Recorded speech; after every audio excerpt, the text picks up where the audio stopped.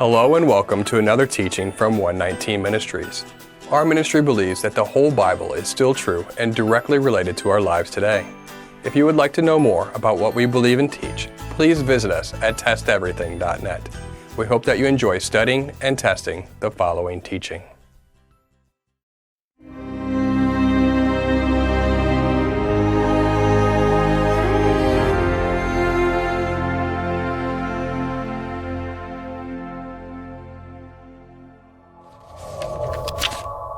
When believers begin to learn that the law of God, the Torah, is still valid for believers today, and that neither the Messiah nor the apostles taught that any part of it was done away with, some common questions tend to arise. Perhaps some of the most common questions concern the role of animal sacrifices in our theology. Someone might ask, well, if it's true that every iota and dot of the law is still in effect, as Yeshua seems to say in Matthew chapter 5, verses 17 through 20, what are we to do about animal sacrifices? Do we build an altar and sacrifice goats in our backyard? In a practical sense, that's certainly the most relevant issue as it concerns the keeping of the Torah. How do we keep those aspects of God's Torah today? Some other relevant questions that often come up are as follows. What is the purpose of animal sacrifices anyway? Are animal sacrifices going to occur when the Messiah returns, as several passages in the Bible seem to suggest? If so, how do we view them in light of Yeshua's death, which the New Testament describes as the ultimate sacrifice for our sins? Finally, what does all of this really have to do with sin, forgiveness, atonement, and the gospel? Thankfully, the Bible has answers to these important questions. We'll explore these questions throughout this teaching and present some answers that will hopefully help you get a clearer understanding of this fascinating topic. After that, we'll unpack the role that animal sacrifices play in our faith today. Before we begin, while it's unfortunate, you've likely noticed that this topic is often neglected within modern Christianity. We as 21st century Westerners are thousands of years disconnected from the world of animal sacrifice. If we're honest, it just seems utterly bizarre to us. Our minds get this picture of something from Indiana Jones and the Temple of Doom, creepy ritualistic services and bringing your pet goat to a man in a strange robe who will slit its throat and sprinkle blood on things. It's weird. However, being familiar with this topic is crucial to understanding some incredibly significant biblical teachings, such as atonement and redemption, which are all wrapped up in the very gospel message of our Messiah. Therefore, we need to get over our Western sensibilities a little bit. As Dr. William Lane Craig puts it, most of us have never seen an animal slaughtered, much less done it ourselves. And as accustomed as we are to buying our meat and poultry in antiseptically wrapped packaging and refrigerated bins, we are apt to find the animal sacrifices described in the Old Testament revolting. Moreover, most of us have no familiarity with a world in which ritual practices fraught with symbolic meaning play a major role in one's interactions with the spiritual realm. And so the Old Testament cult may strike us as bizarre and opaque. If we are to understand these practices, we need to shed our Western sensibilities and try to enter sympathetically into the world of bucolic society that was not squeamish about blood and guts, and which had a highly developed ritual system in its approach to God. Ultimately, learning the details about the sacrifices and offerings is a means to knowing God in a greater way. It helps us understand His holiness and how He desires to be worshipped. It gives us greater revelation of our Messiah and His work on the cross. This topic is definitely important and relevant to believers in Yeshua, even though it might seem strange to many of us. With that said, let's begin. First, what exactly is the point of animal sacrifices? Why did God demand them? Why did He establish a priesthood and sacrificial system? To answer these questions, we need to understand the problem between humans and God. In the beginning, before sin entered the world, God's presence dwelt with man in the garden. There was perfect fellowship between God and man. Everything was how it should be. But when sin entered the world, that fellowship was broken. The result of sin was that man was exiled from the garden and thus separated from God's presence. Genesis chapter 3. Therefore, Yahweh God sent him out from the Garden of Eden to work the ground from which he was taken. He drove out the man, and at the east of the Garden of Eden he placed a cherubim and a flaming sword that turned every way to guard the way to the tree of life. Man was created to have a relationship with God. That is our purpose in life, to know God, to have fellowship with Him, to bring Him glory. But that relationship was broken due to sin. All of us are affected by this problem of being separated from God. Why? Because God is perfectly holy and righteous, and thus cannot dwell in the midst of sin and death. Thus, sinful man cannot commune with God. This fact of being separated from God due to our sin is the great tragedy of human existence. But the good news is that God promises to one day completely abolish sin and death. There will be a new heaven and new earth, and God's presence will once again overtake the earth as it was in the Garden of Eden, as it says at the end of Revelation 21. And I heard a loud voice from the throne saying, Behold, the dwelling place of God is with man. He will dwell with them, and they will be His people, and God Himself will be with them as their God. Interestingly, Revelation goes on to say that there actually won't be a temple in the New Jerusalem. In the previous chapter, we learn that all evil and sin and death will be abolished and swallowed up in the lake of fire. Therefore, there won't be a need for a physical temple or tabernacle to house God's presence on earth. However, until that time in the future, there's a need for one. Why? It goes back to the main reason man was separated from God's presence to begin with: sin and death. Simply put, God is holy, and His presence cannot dwell in the midst of sin and death. It would be a contradiction, logically impossible. Holiness and life cannot exist in the same place as sin and death. So the tabernacle and temple became the boundaries between the holy and the common, clean and unclean, life and death.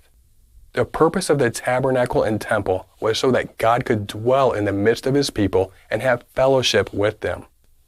But why the need for animal sacrifices? Well, after the tabernacle was constructed and the glory of Yahweh filled it, we still see that nobody could commune with the presence of God. Exodus chapter 40. Then the cloud covered the tent of meeting, and the glory of Yahweh filled the tabernacle, and Moses was not able to enter the tent of meeting because the cloud settled on it, and the glory of Yahweh filled the tabernacle. So while the presence of God dwelled within the tabernacle on earth, something more was required for man to be able to commune with God. Leviticus tells us what that is. Leviticus chapter 1, verse 2. Speak to the people of Israel and say to them, When any one of you brings an offering to Yahweh, you shall bring your offering of livestock from the herd or from the flock. This brings us right back to where we started. The reason for a tabernacle, priesthood, and animal sacrifices lies in the meaning of the Hebrew word offering used in this passage. The word is korban, which actually has its root in the verb karav, meaning to draw near. That's ultimately the point of the offerings, to draw near to God. It all goes back to having a relationship with God, encountering His presence on earth. The tabernacle, priesthood, and sacrifices are all part of God's solution for restoring the relationship between God and man as we await the New Jerusalem to come. So man was able to commune with God in the tabernacle by bringing an offering. The death of the animal provided a sort of proxy for man to draw near to God. In other words, the shed blood of the animal makes fellowship between God and man on earth possible. Look at what it says in the next two verses of Leviticus. Leviticus chapter 1, verses 3 through 4. If his offering is a burnt offering from the herd, he shall offer a male without blemish. He shall bring it to the entrance of the tent of meeting, that he may be accepted before Yahweh. He shall lay his hand on the head of the burnt offering, and it shall be accepted for him to make atonement for him. We talked about God being perfectly holy, and thus He does not dwell in the midst of sin.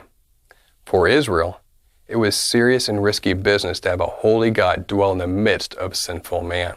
In fact, approaching God carelessly resulted in death, as we see with Aaron's two sons, Nadab and Abihu, found in Leviticus 10. We see this again in God's threat to leave Israel after the golden calf incident. Exodus chapter 33. Go up to a land flowing with milk and honey, but I will not go up among you, lest I consume you on the way, for you are a stiff-necked people. When the people heard this disastrous word, they mourned, and no one put on his ornaments. For Yahweh had said to Moses, Say to the people of Israel, You are a stiff-necked people. For if a single moment I should go up among you, I would consume you. So now, take off your ornaments, that I may know what to do with you. In this passage, God said he would still allow Israel to possess the land that he promised Abraham, despite the golden calf incident. But his presence would not go with them. Why? Because his perfect holiness would consume them on the way. Later, Moses interceded on behalf of Israel, and then God said his presence would go with them because Moses had found favor in God's sight. The point here, again, is that God's presence is so utterly holy that he will consume all that is unholy when it draws near. Sin cannot exist in the same space as God's holy presence. This was not something to be taken lightly. Therefore, when it came to dealing with the problem of human sin and death in light of approaching a holy God, the animal sacrifices functioned in a few different ways. One aspect of the animal sacrifices was propitiatory, that is, averting God's just wrath upon sinful man. Craig explains, the sacrificial system functioned to facilitate the juxtaposition of the holy and the unholy. It did this not merely by purging the tabernacle and its paraphernalia of impurity, but also by propitiating God and so averting his wrath upon his people. The roasting of the sacrificed animals in particular is repeatedly said to produce a pleasing odor to the Lord. Another aspect of the animal sacrifices was expiatory.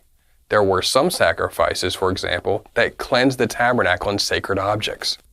But sacrifices also served to remove the ritual impurity as well as the moral guilt of the people. They served to make atonement or bring about reconciliation between God and man so that man could draw near to God in the tabernacle or the temple. This is also a repeated promise in the Torah, Leviticus chapter 4. As he did with the bull of the sin offering, so shall he do with this, and the priest shall make atonement for them, and they shall be forgiven. Verses 25 and 26. Then the priest shall take some of the blood of the sin offering with his finger and put it on the horns of the altar. So the priest shall make atonement for him for his sin, and he shall be forgiven. Leviticus chapter 5, verses 9 and 10.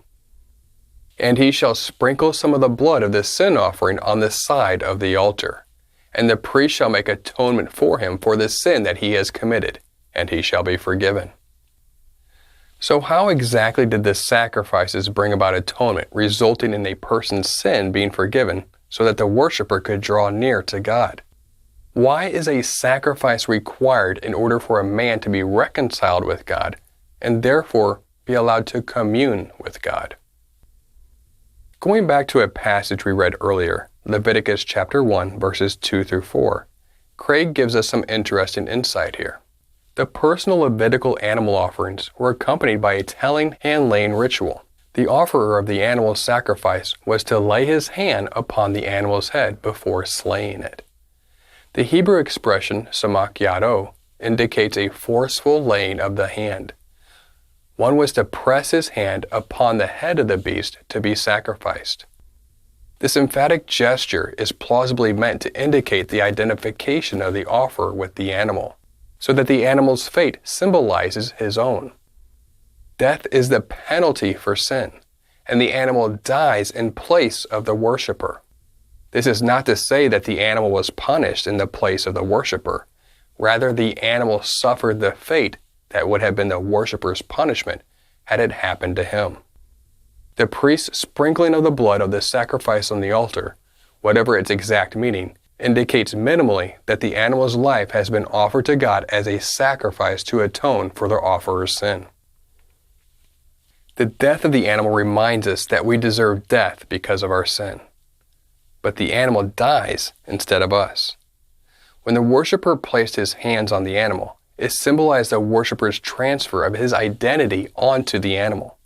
The animal, in a sense, died on behalf of the worshiper. As we've noted, the animal sacrifices are said to make atonement throughout the Torah, which is often connected to the forgiveness of sins. But there's actually another dimension of atonement that's interesting for us to consider. Drawing near to God through presenting a burnt offering included taking the blood from the slaughtered animal and sprinkling it on the sides of the altar. Leviticus chapter 1, verse 5. Then he shall kill the bull before Yahweh, and Aaron's sons, the priests, shall bring the blood and throw the blood against the sides of the altar that is at the entrance of the tent of meeting. What was the significance of this ritual? According to some scholars, the key to understanding this lies in the concept of the blood containing the life, that is, the soul of the creature, or in Hebrew, the nephesh of the creature. Leviticus 17. For the life, nephesh, of the flesh is in the blood, and I have given it for you on the altar to make atonement for your souls, nephesh. For it is the blood that makes atonement by the life, nephesh. When the priest sprinkled the animal's blood on the altar, according to this verse, he essentially applied the animal's nephesh, or life, to the altar. Why? Because the life is in the blood. However, because of the ritual of the laying on of hands, the animal's blood, or its life, carried the identity of the worshiper. Thus, it was symbolically the worshiper's life that is applied to the altar. So why was the blood placed on the altar? Again, it's all about man having fellowship with God. Lancaster explains, in the ancient world, people considered altars as touching points between heaven and earth. An altar worked like a gate, a sort of mystical portal between the realm of man and the realm of the divine. Whatever touched the altar became holy or richly set apart to God and entered his presence. From on top of the altar, the bodies of the sacrifices ascended in smoke to God. Through the medium of the animal's blood, the offerer's soul entered the presence of God. In short, the soul of the worshiper came near to God in his holy place. This sacrificial substitute overcame the problem of approaching a holy God. Now that we have an idea of the purpose of the animal sacrifices, we can move on to see how they might apply in light of the New Testament. As we mentioned at the beginning of this teaching, Yeshua affirmed the ongoing authority of every iota and dot of the Torah, which of course would include animal sacrifices. In fact, in the Gospels, he directly instructs people to participate in the sacrificial system. Mark chapter 1. And a leper came to him, imploring him, and kneeling said to him, If you will, you can make me clean.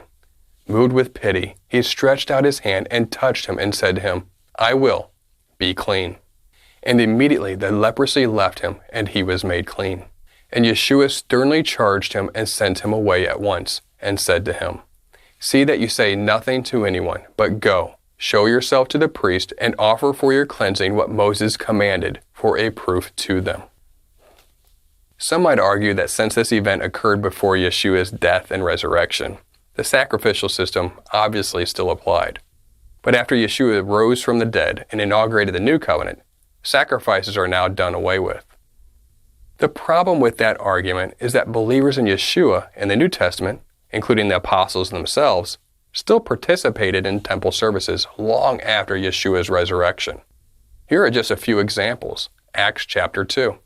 And day by day, attending the temple together and breaking bread in their homes, they received their food with glad and generous hearts.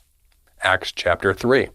Now Peter and John were going up to the temple at the hour of prayer, the 9th hour. Acts chapter 21. Then Paul took the men, and the next day he purified himself along with them, and went into the temple, giving notice when the days of purification would be fulfilled, and the offering presented for each one of them. In this next verse, Paul uses the temple service as an analogy in support of his argument that it is right for the people to support their teachers. If Paul saw the temple service as illegitimate in light of Yeshua's resurrection, surely he wouldn't appeal to it in support of his teaching. 1 Corinthians chapter 9. Do you not know that those who are employed in the temple service get their food from the temple, and those who serve at the altar share in the sacrificial offerings? In the same way, the Lord commanded that those who proclaim the gospel should get their living by the gospel. In addition to the New Testament references indicating a continuation of temple service and animal sacrifices, many theologians teach that there will again be a future earthly priesthood and temple where sacrifices will be performed after Yeshua's second coming and before the new heavens and new earth. This is during what is called the millennial reign. It will be an era where the Messiah will rule and reign on earth from Jerusalem. Revelation chapter 20. Then I saw thrones, and seated on them were those to whom the authority to judge was committed. Also I saw the souls of those who had been beheaded for the testimony of Yeshua and for the word of God, and those who had not worshipped the beast or its image, and had not received its mark on their foreheads or their hands. They came to life and reigned with Christ for 1,000 years. The rest of the dead did not come back to life until the 1,000 years were ended. This is the first resurrection. Blessed and holy is the one who shares in the first resurrection. Over such the second death has no power, but they will be priests of God and of Christ, and they will reign with him for 1,000 years. Theologians have identified this future period of 1,000 years when Yeshua will reign on earth to be the same world to come prophesied about throughout the Tanakh. In the passages discussing this world to come, there are several references to an earthly priesthood and a new glorious temple that will be rebuilt. And these passages even detail some of the animal sacrifices that will take place. Here is a list of passages within the context of the millennial reign that discuss animal sacrifices. Verses from Ezekiel, Isaiah, Jeremiah, Zechariah, and Malachi. In addition to the passages in the New Testament that indicate a continuation of animal sacrifice, as well as the passages throughout the Tanakh indicating that animal sacrifices will be performed in the future, there's this interesting passage in Jeremiah that is often overlooked. Jeremiah 33. Thus says Yahweh, if you can break my covenant with the day and my covenant with the night, so that day and night will not come at their appointed time, then also my covenant with David my servant may be broken, so that he shall not have a son to reign on his throne, and my covenant with the Levitical priests my ministers. As the host of heaven cannot be numbered and the sands of the sea cannot be measured, so I will multiply the offspring of David my servant, and the Levitical priests who minister to me. In this passage, God declares that his covenant with the Levitical priesthood can never be broken. His covenant with them and David is as absolute as the reliability of day and night. If we doubt the validity of the Levitical priesthood according to Jeremiah, we must also doubt the validity of God's promise to David to bring the Messiah who will reign from his line. Obviously, that would be very problematic. God keeps his promises. All we need to do is look outside to see that day and night still come. Therefore, the Levitical priesthood has not been abolished. Having established that, how do we make sense of the ongoing validity of animal sacrifices in light of the New Testament teaching regarding the Messiah? Do animal sacrifices somehow take away from the value of the Messiah's sacrifice? The key to resolving this apparent dilemma is by recognizing that it is only through the Messiah's death that our sins are forgiven. Hebrews chapter 10. And by that will we have been sanctified through the offering of the body of Yeshua the Messiah, once for all. And every priest stands daily at his service, offering repeatedly the same sacrifices which can never take away sins. But when Christ had offered for all time a single sacrifice for sins, he sat down at the right hand of God. Did you catch that? The author of Hebrews states that animal sacrifices could never take away sins. It's the Messiah's sacrifice that takes away sin. This is even clearer earlier in Hebrews. Hebrews 10 verses 1 through 4. For since the law has but a shadow of the good things to come, instead of the true form of these realities, it can never, by the same sacrifices that are continually offered every year, make perfect those who draw near. Otherwise, would they not have ceased to be offered, since the worshippers, having once been cleansed, would no longer have any consciousness of sins. But in these sacrifices there is a reminder of sins every year, for it is impossible for the blood of bulls and goats to take away sins. As the author of Hebrews says, the animal sacrifices have always been a shadow that points to the reality accomplished in the Messiah's work. They aren't given to take away sins in an eternal or ultimate sense. They simply point to that which does. Therefore, animal sacrifices made before and after Yeshua's sacrifice are memorial in nature, and thus do not devalue his sacrifice. There are not two ways of salvation, nor two ways of forgiveness. It's all on the basis of Messiah. Messianic theologian Tim Hegg puts it this way: since the animal sacrifices were never given to make the infinite payment for sin which God requires, a payment only the infinite and eternal Son of God could accomplish, we recognize that offering a sacrifice at the tabernacle or temple could in no way diminish the value of Messiah's death. Only if the scriptures taught that animal sacrifices actually did make eternal payment for sin before the coming of Yeshua, could offering them after Yeshua's death signal a disregard for what he had accomplished. In fact, the offering of sacrifices, rather than detracting from Yeshua, point to his work of redeeming sinners. But wait a minute, some might say. Doesn't the Torah teach that animal sacrifices brought about forgiveness of sin? This is true. According to several verses we quoted earlier, animal sacrifices clearly atoned for sin. So how do we reconcile this apparent contradiction? This is cleared up once we understand that the atonement accomplished via animal sacrifice related specifically to matters of ritual purity in regards to the earthly temple or tabernacle. That is to say that sin prevented one from being able to draw near to God in the temple or tabernacle.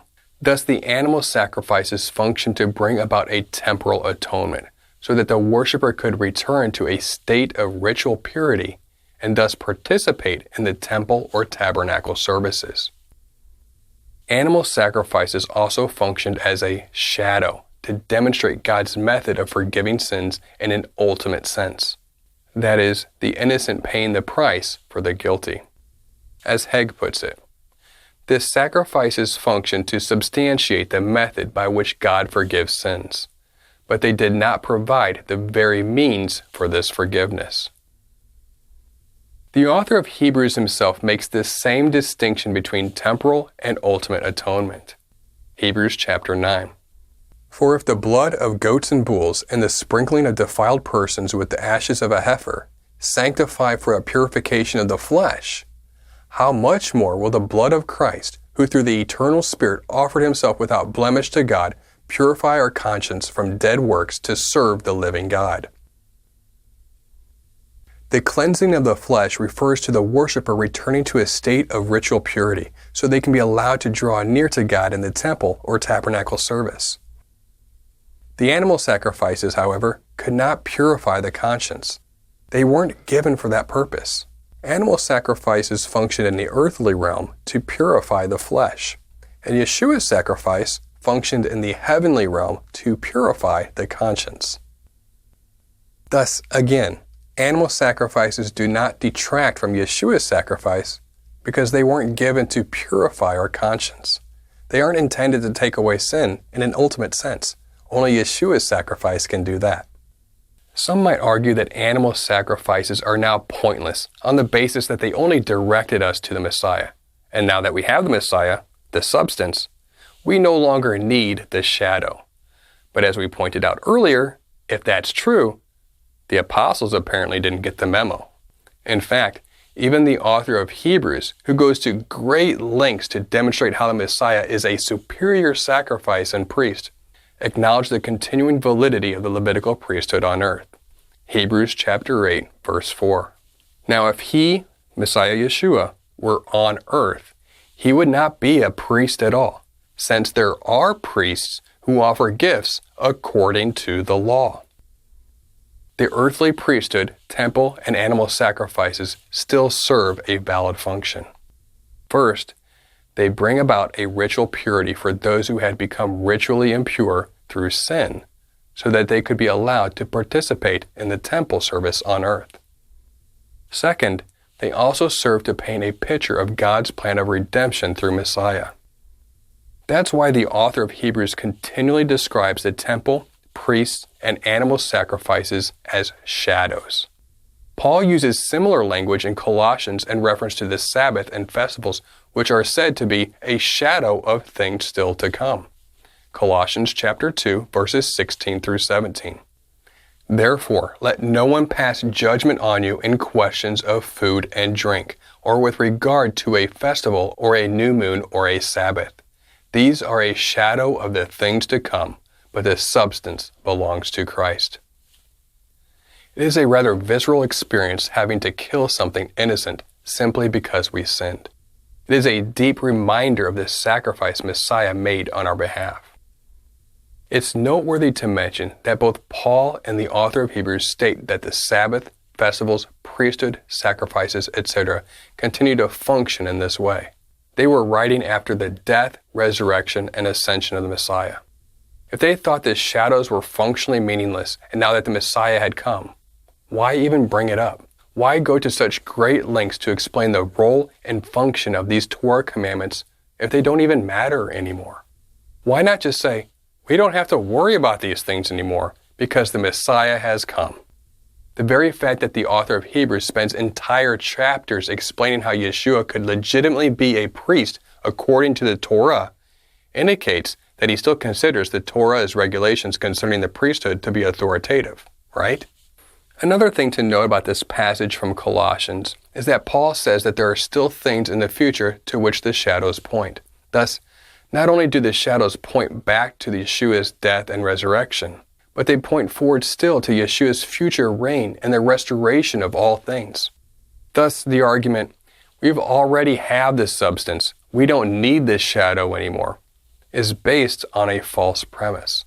According to Paul, the full substance has not yet arrived. For more on this, we recommend our teaching Colossians 2. So, as we can see, animal sacrifices in the Torah are far from pointless, even after Yeshua's death, resurrection, and ascension. It's no wonder then that so many Christian theologians acknowledge that animal sacrifices will again be performed and still function as shadows during the millennial reign. As the former chancellor of Dallas Theological Seminary, John F. Woolward, puts it, though varied explanations have been given for Ezekiel chapter 40 through 48, which unfolds these details, no satisfactory explanation has been made other than it is a description of millennial worship. In any case, it is clear that the sacrifices are not expiatory, but merely memorials of the one complete sacrifice of Christ. If in the wisdom and sovereign pleasure of God, the detailed system of sacrifices in the Old Testament were a suitable foreshadowing of that which would be accomplished by the death of his Son, and if a memorial of Christ's death is to be enacted, it would not seem unfitting that some sort of sacrificial system would be used. So now that we've learned the general purpose of animal sacrifices, as well as how we ought to view them in light of Yeshua's death, what does that mean for us today? We saw that animal sacrifices will be performed again in the future. Why not now? After all, they are part of the Torah, and the Torah remains binding on believers, right? So why do we not perform animal sacrifices today? First, as we hope we have made clear, we believe animal sacrifices have not been abolished. There is no indication in the New Testament that they've been abolished or made void. Plus, they still serve a valid function, and will again in the future. So the reason we don't do animal sacrifices today is not because they've been abolished. The answer is simply this. We are not able to keep these aspects of the Torah the way God said to keep them right now. Here are a few points to consider. First, we are commanded to sacrifice only in Jerusalem, the place where Yahweh placed his name. Deuteronomy chapter 12. Take care that you do not offer your burnt offerings at any place that you see, but at the place Yahweh will choose in one of your tribes. There you shall offer your burnt offerings, and there you shall do all that I am commanding you. these commandments are to be facilitated by the Levites within a working temple or tabernacle in Jerusalem. Since there is no temple or tabernacle in Jerusalem and no functioning Levitical priesthood to facilitate carrying out such commandments, there's simply no way to keep them. To use an analogy, the driving laws in the United States only apply to drivers. If you don't have a driver's license, you cannot keep the laws concerning speed limits, stop signs, etc.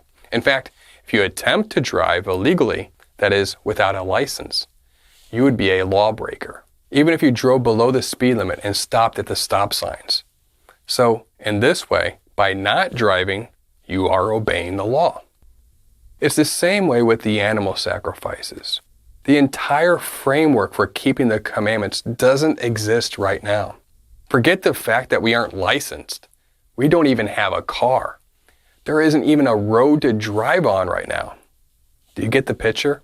By not doing sacrifices without a temple, you are in fact obeying the law of God. The Torah commands us not to do sacrifices our own way. It does require a tabernacle or temple with a functioning priesthood.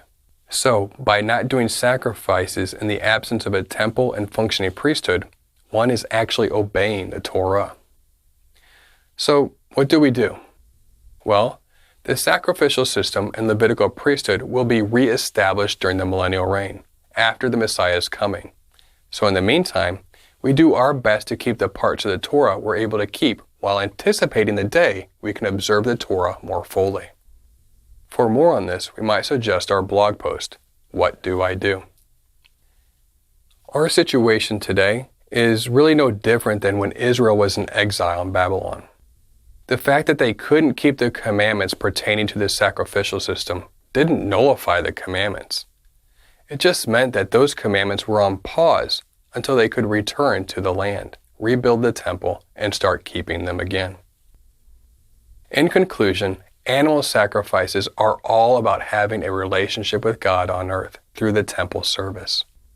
In addition to bringing about ritual purity, they teach us about the holiness of God and are also a foreshadow of God's plan of redemption through Messiah. They haven't been done away with. There's no way to perform them right now due to the fact that there's no temple in Jerusalem, but they will be reestablished during the millennial reign.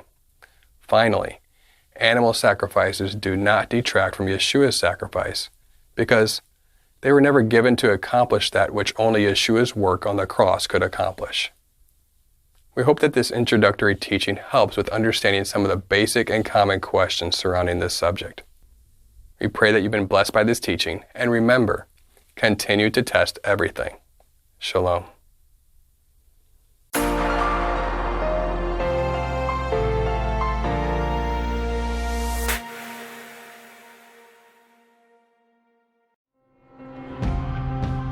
It is because of you, our generous supporters, who make it possible to offer these high-quality teachings completely free of charge. If you feel led to support 119 Ministries so that we can continue this effort, please visit testeverything.net and click on the Support 119 tab. Learn how you can partner with us to take the whole Word of God to the nations.